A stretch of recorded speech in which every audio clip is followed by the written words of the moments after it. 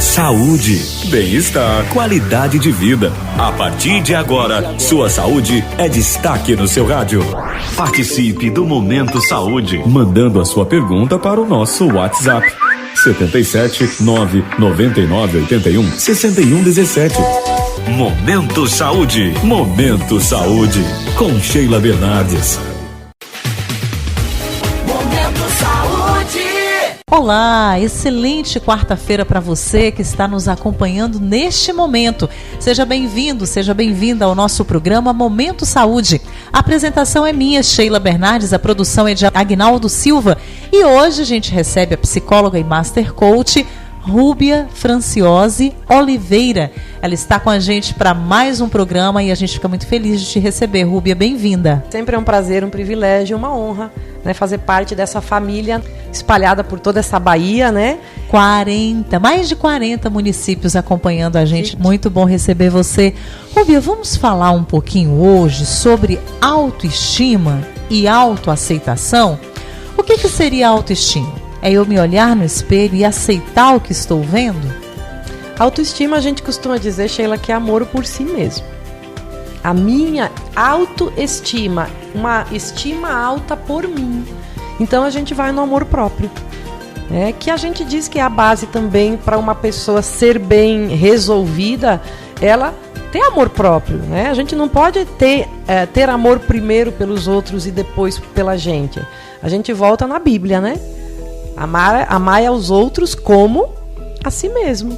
É verdade. Então, primeiro a mim. Eu tenho que primeiro aprender a me amar, cuidar de mim, me aceitar, para depois poder olhar para o mundo, amar o mundo, aceitar o mundo, porque senão fica algo que não sustenta. A gente diz assim, cada um só dá o que tem. Verdade. Como é que eu vou amar o outro se eu não consigo me amar? Outro dia a gente conversando e você falou que em consultório tem muita demanda, muitas pessoas que procuram ajuda psicológica por conta dos relacionamentos. Você acredita que muitas pessoas depositam a expectativa do amor e da felicidade no outro, sem antes ela mesma se amar e buscar a sua própria felicidade? Quando a gente inicia um relacionamento, será que o outro tem que me fazer feliz? Eu tenho que passar esse papel para frente ou eu tenho que buscar também a minha felicidade? Quanto menos a gente tem amor próprio, mais a tendência é a gente querer se encher do que o outro tem para nos dar. Então, por isso que é importante que os pais, desde a infância, né, que a gente volta a falar da infância, tudo começa lá. E quando você fala da autoestima, a gente não pode deixar de falar nisso. A autoestima do meu filho, do seu filho e a autoestima de todos que a gente convive, ela começa na infância. Os pais têm que criar essa autoestima na criança. Como? Amar, cuidar, fazer com que ele se sinta amado, validar, falar para essa criança que ela é importante, que ela é única, que ela sabe, encher essa criança para que ele possa posteriormente, na idade da adolescência e na idade adulta, não ter esse vazio. Porque um adolescente e um adulto que não tem autoestima é porque essa autoestima não foi feita de 0 a 12 anos. E aí ele busca fora. É aquele saco vazio que nada preenche. Então, para que a gente possa realmente ter relacionamentos saudáveis, né, a gente precisa ter uma autoestima também saudável. Senão a gente vai ficar...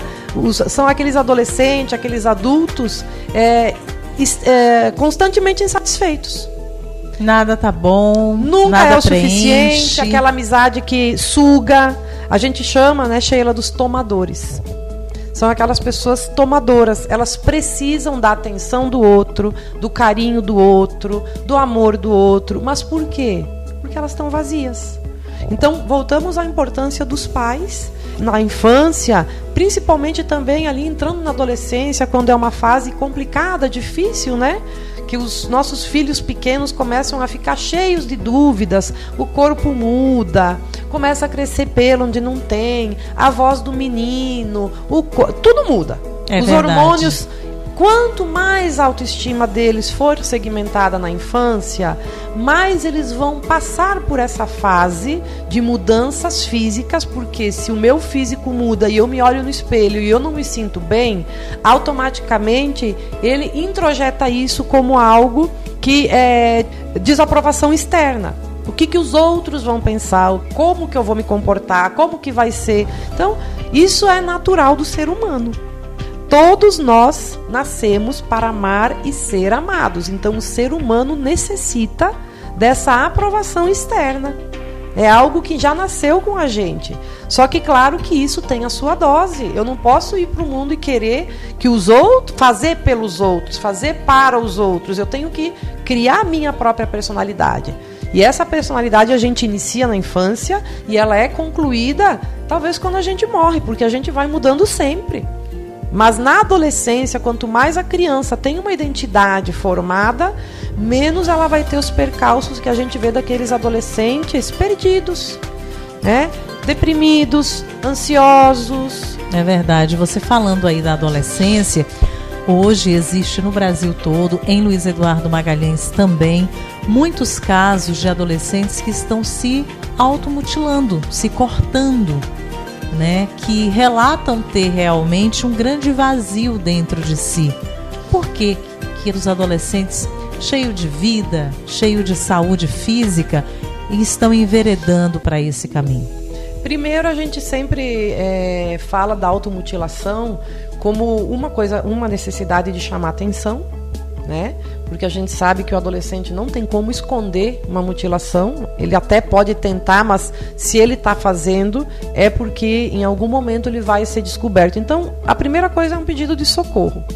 E a segunda coisa que a gente estuda sempre e trata em consultório na automutilação, Sheila, é porque muitas vezes o adolescente ele tem uma dor profunda e a automutilação faz com que essa dor emocional, quando vira dor física, ela passe.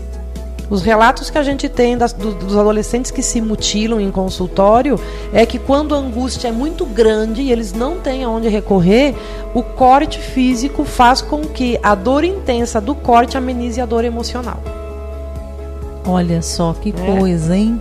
Então tem uma dor por trás e precisa ser vista, porque a dor da mutilação ela é um pedido de socorro, né? E é muito triste a gente ver esses adolescentes se cortando, e muitas vezes com pais que não estão tendo essa ciência de que eles estão necessitando de ajuda. Porque o adolescente passa por uma fase muitas vezes calado, o adolescente passa por uma fase muitas vezes de se retrair da família. Eu tenho uma adolescente de 16 anos, então muitas vezes ela está no quarto, muitas vezes ela está no mundo dela, ela está falando com os amigos dela, e o que eu faço para mim é o que eu aprendi e é o que eu digo, é o que eu normalmente também oriento. Chamar, ter sempre esse acompanhamento, vai sair com quem, está fazendo o quê, vamos com a gente. Muitas vezes a gente tem que insistir para o adolescente sair com a família, porque a família não é mais primeiro interesse. O primeiro interesse do adolescente é no mundo dele e o segundo interesse é no grupo. Então isso é um adolescente normal. Quando o adolescente não tem interesse para o grupo, também chama atenção. Então tudo que é excesso, a gente fala que é patológico, né? Aquele adolescente com excesso de grupo é patológico, o adolescente com excesso de isolamento é patológico, o adolescente com excesso de fechamento também é patológico. Então os pais têm que estar atentos a essa fase tão importante da adolescência. Vamos acompanhar as participações dos nossos ouvintes.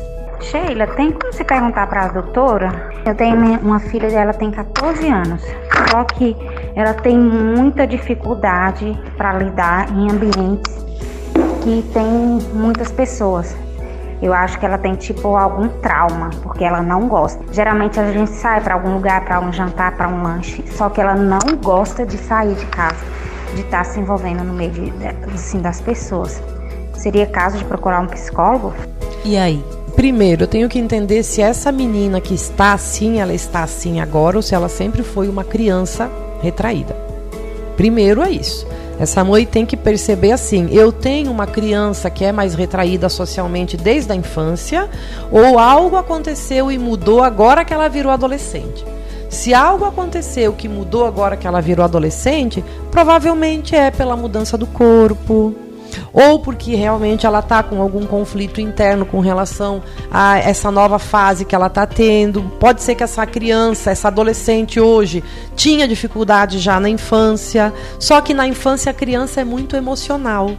Na adolescência ela passa a ser mais racional. Então a criança, ela não tem filtro. Ela não tem essa percepção do outro, me aceitar, não me aceitar, eu ser bonita, eu ser feia. A criança, ela é criança e ela brinca com todo mundo. Quando começa a adolescência, eles começam a se voltar mais para essa percepção do mundo externo a respeito deles. E é natural eles terem muitas vezes essa dificuldade de interagir quando a autoestima não é boa.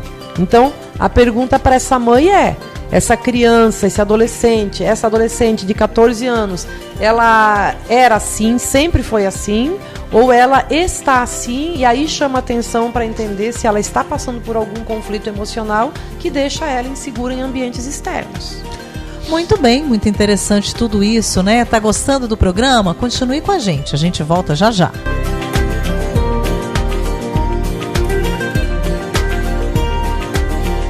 Você está ouvindo Momento Saúde. Participe do Momento Saúde, mandando a sua pergunta para o nosso WhatsApp. 77 999 81 61 17. Estaremos respondendo a sua pergunta. Tá esperando o quê? Mande já a sua pergunta para o Momento Saúde, com Sheila Bernardes.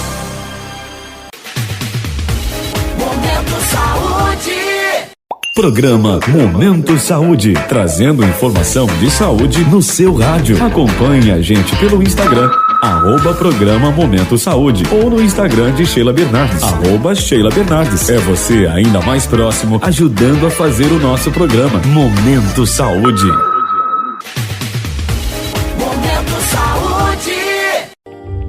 Estamos de volta com o nosso programa Momento Saúde. Obrigada pela sua audiência, obrigada pela sua companhia. É muito bom ter você conosco. Nós estamos recebendo a psicóloga e Master Coach Rúbia Franciose Oliveira. Hoje a gente está conversando assuntos muito importantes, Rúbia. E a gente já volta com mais participação de ouvinte. A mãe diz assim: Sheila, tenho uma filha de 3 anos e estou grávida de 5 meses. Me separei antes de descobrir a gravidez. Estou muito preocupada com a necessidade de um pai presente na vida das minhas filhas. O que dá pra gente dizer para essa mamãe? As crianças dela têm pai, né? Porque ela não fez só. A questão toda é como é que ela pode resgatar essa paternidade para que essas crianças elas cresçam, mesmo que os pais não estejam juntos, casados, mas que essas crianças tenham sim a presença desse pai que, bem ou mal, tem um filho aí no mundo.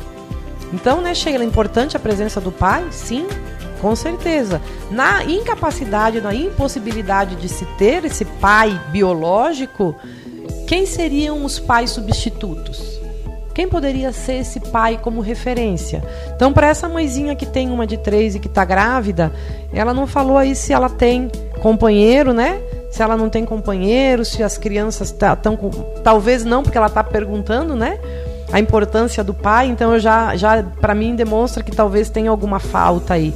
Mas se essa mãe não tem o pai biológico presente, ela pode ter um irmão, ela pode ter uma pessoa, um homem que ela confie para que essas crianças sejam apadrinhadas, né? E sintam realmente o amor paterno de alguém que possa ser o pai substituto, que a gente sabe que pais substitutos muitas vezes eles são tão importantes ou eles têm uma importância no emocional tão significativa quanto um pai biológico. É importante essa presença paterna no desenvolvimento da criança, na vida do adolescente, que a gente já falou aqui sobre essa questão da automutilação, né?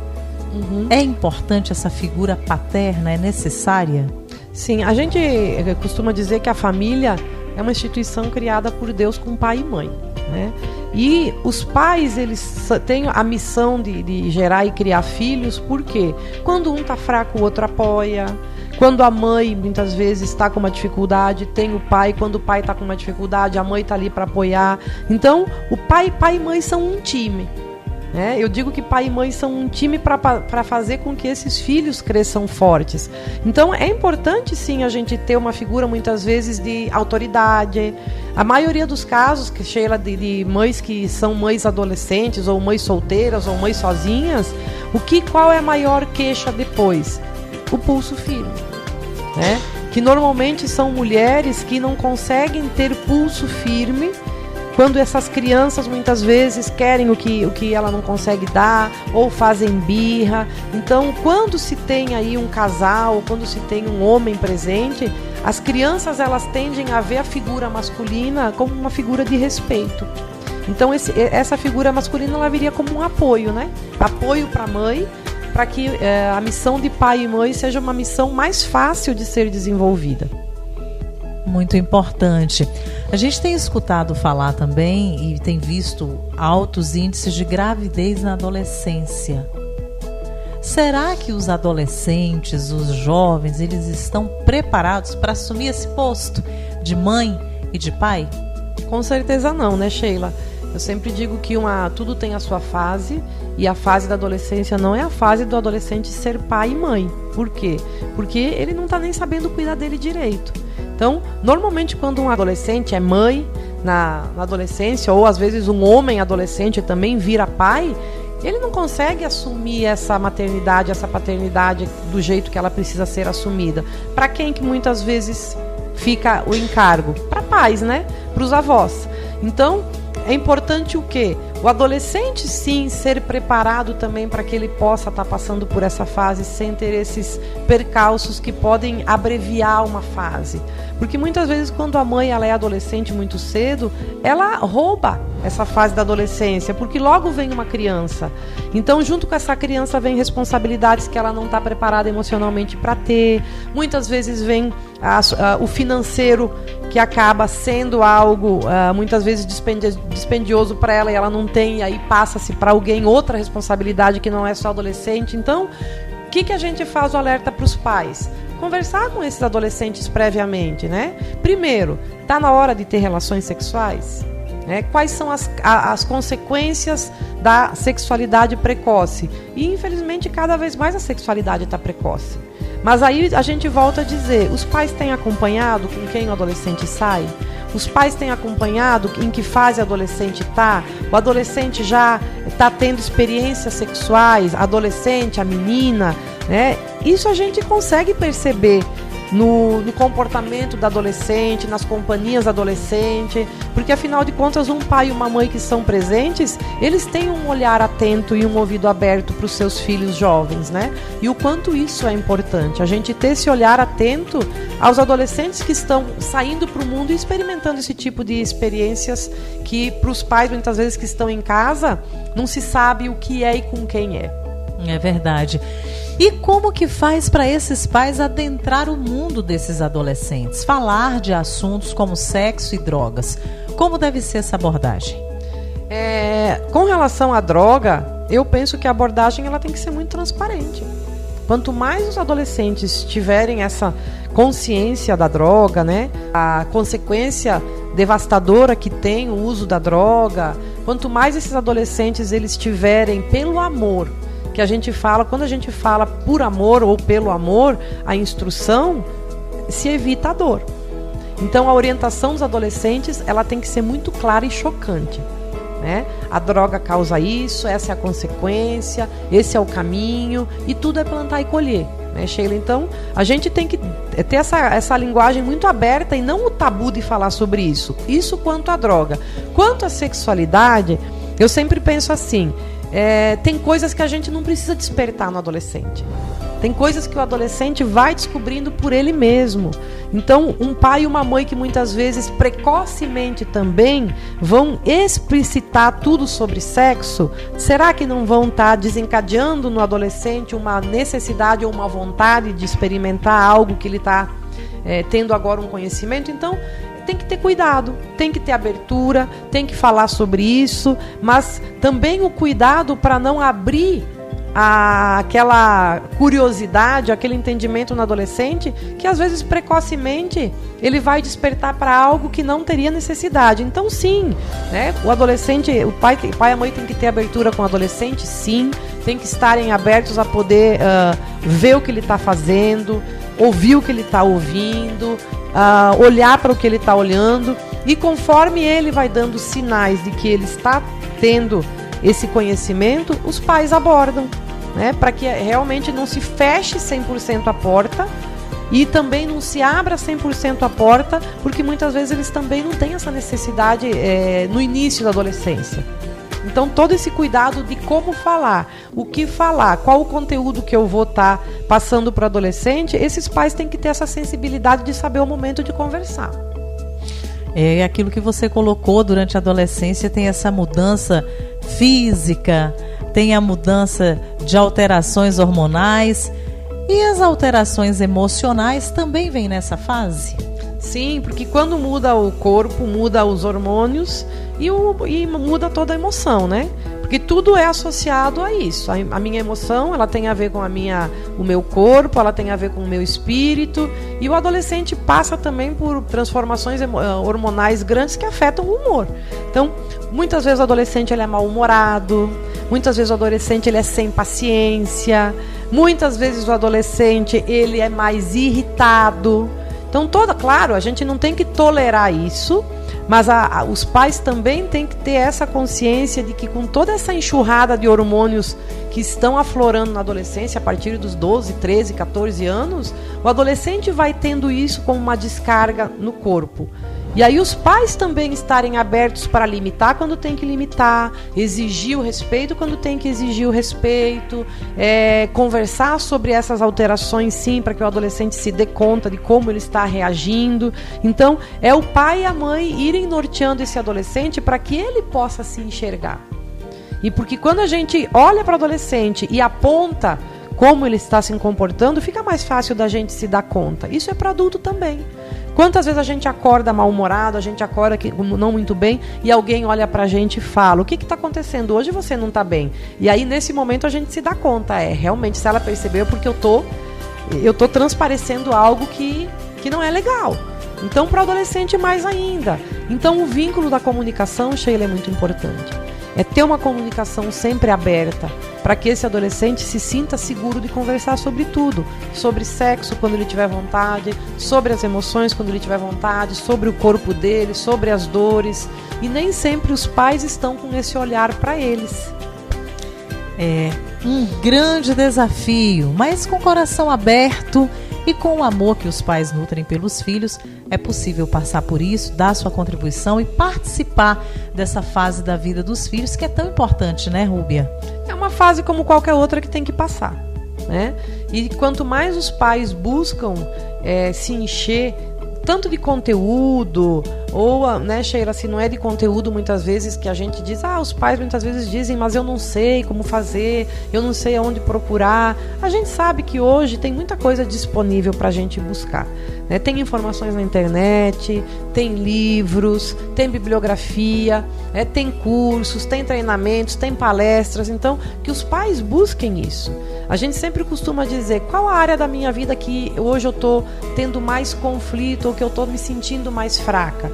Essa é a área que tem que ter mais atenção. Muito bom.